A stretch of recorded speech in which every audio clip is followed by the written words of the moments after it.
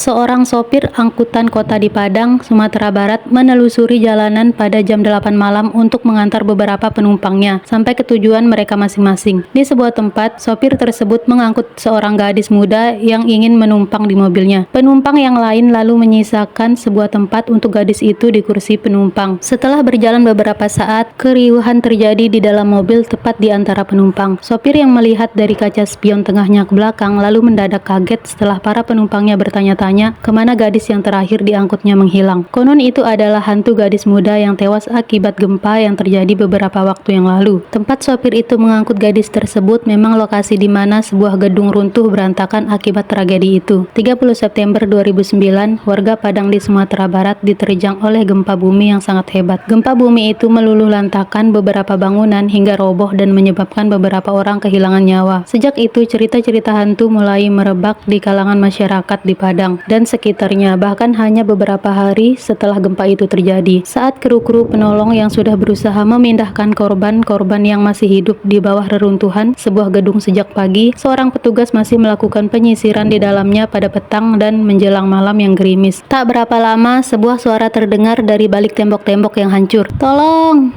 Tolong!" Suara itu keluar dari sebuah tembok yang tak utuh lagi. Mendengar itu, petugas tersebut langsung mendekati sumber suara dan berusaha memindahkan tembok itu. Namun ketika berhasil, betapa terkejut petugas itu setelah melihat sosok tak bernyawa dari balik tembok itu. Di lain waktu, seorang sopir angkutan tengah menelusuri jalanan malam di kota. Beberapa saat kemudian, tampak gerombolan penumpang melambaikan tangannya dari kejauhan. Sopir itu pun menghentikan laju kendaraannya tepat di depan orang-orang itu. Satu persatu dari mereka kemudian naik mengisi kursi penumpangnya hingga penuh. Selang beberapa waktu, udara sunyi mengisi bilik penumpang yang penuh itu. Heran, sopir angkutan kota itu menoleh ke belakang dan lalu terkejut ketika menemukan tak seorang pun ada di sana selain kursi-kursi kosongnya. Konon para penumpang yang tadinya melambaikan tangannya ke arah sang sopir adalah arwah penasaran dari orang-orang yang meninggal akibat reruntuhan gempa di tahun 2009.